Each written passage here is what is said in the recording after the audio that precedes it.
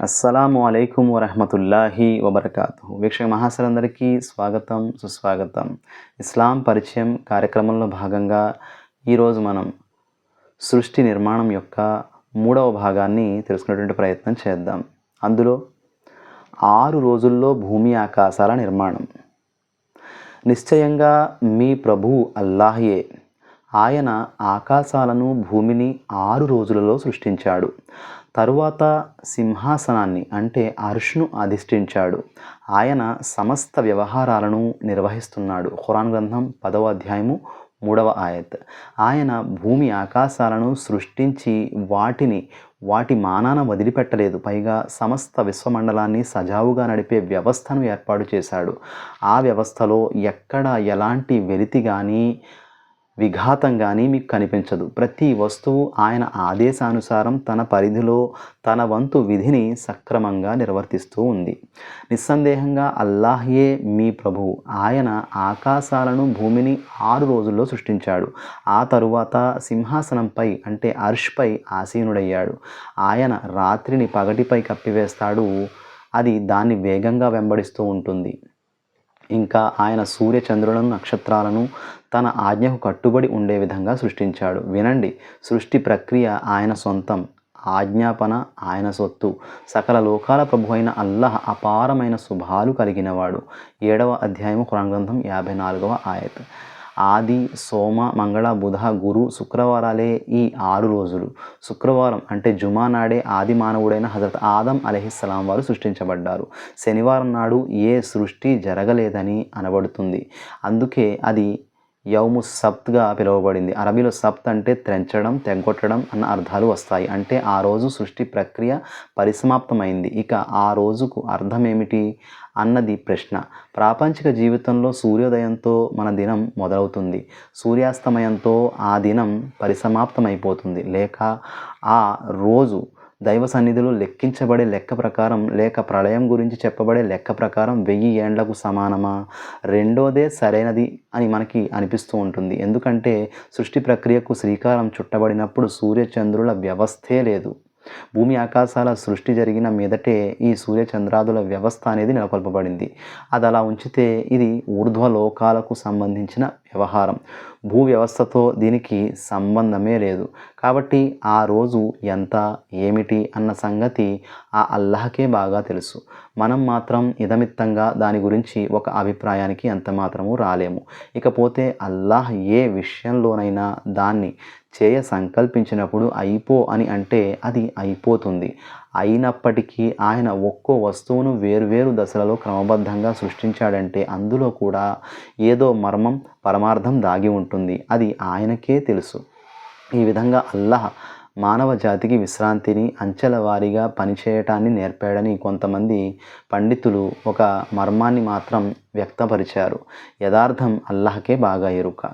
ఆయనే ఆకాశాలను, భూమిని, వాటి మధ్య ఉన్న సమస్త వస్తువులను 6 దినాలలో సృష్టించాడు. ఆ తరువాత అధికార పీఠంపై అంటే అర్ష్పై ఆసీనుడయ్యాడు. ఖురాన్ గ్రంథం 25వ అధ్యాయము 59వ ఆయత్. మీలో మంచి పనులు చేసేవారెవరో పరీక్షించే నిమిత్తం ఆయన 6 రోజుల్లోనే ఆకాశాలను, భూమిని సృష్టించాడు. అంతకుముందు ఆయన సింహాసనం అర్ష్ నీటిపై ఉండేది. అంటే ఆయన అర్ష్ ఏదైతే నీటిపై ఉండేది. 11వ అధ్యాయం 7వ ఆయత్. ఈ విషయమే హదీసులో కూడా వివరించబడింది. భూమి ఆకాశాల సృష్టికి 50,000 సంవత్సరాల క్రితం అల్లాహ్ ప్రాణుల విధివ్రాతను నిర్ధారించాడు. ఆ సమయంలో ఆయన సింహాసనం నీటిపై ఉండేది. సహీ ముస్లిం కితాబుల్ ఖద్ర్, సహీ బుఖారీ కితాబుల్ ఇల్మ్, ఇందులో కూడా ఉంది ఈ విషయం. అల్లాహయే ఆకాశాలను, భూమిని, వాటి మధ్యనున్న సమస్తాన్ని 6 రోజుల్లో సృష్టించాడు. ఆ తరువాత సింహాసనాన్ని అంటే అర్ష్ను అధిష్ఠించాడు. ఖురాన్ గ్రంథం 32వ అధ్యాయము 4వ ఆయత్. నిశ్చయంగా మేము భూమి ఆకాశాలను, వాటి మధ్య ఉన్న సమస్తాన్ని కేవలం 6 దినాల్లో సృష్టించాము. మరి మాకు అలసట సోకనైనా సోకలేదు. ఖురాన్ గ్రంథం 50వ అధ్యాయము 38వ ఆయత్. ఆయనే భూమి ఆకాశాలను 6 రోజుల్లో సృష్టించాడు.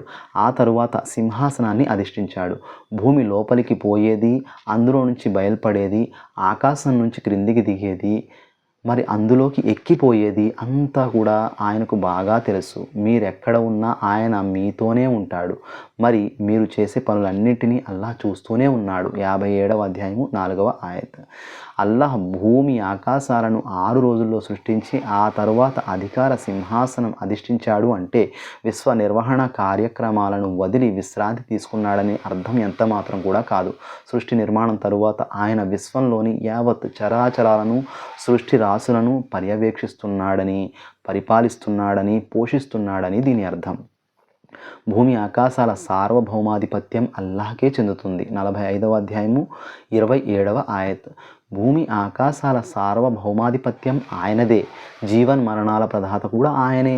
ఆయన ప్రతీదీ చేయగల అధికారం కలిగినవాడు. ఖురాన్ గ్రంథం 57వ అధ్యాయము 2వ ఆయత్. భూమి ఆకాశాల సార్వభౌమాధిపత్యం ఆయనదే. సమస్త వ్యవహారాలు అంటే తీర్పు నిమిత్తం ఆయన వైపునకే మరలించబడతాయి. ఖురాన్ గ్రంథం 57వ అధ్యాయము 5వ ఆయత్. భూమి ఆకాశాల సార్వభౌమాధిపత్యం అల్లాహదే. చివరకు అంతా కూడా అల్లాహ్ వైపునకే మరలిపోవలసి ఉంది. ఖురాన్ గ్రంథం 24వ అధ్యాయం 42వ ఆయత్. ఆయనే ఆకాశాలు మొదలుకొని భూమి వరకు ప్రతి పనిని నడుపుతున్నాడు. మరి అది ఆ పని మీరు లెక్కించే 1000 సంవత్సరాలంతటి ఒకానొక రోజుపైకి ఆయన వద్దకు చేరిపోతుంది. 32వ అధ్యాయం 5వ ఆయత్.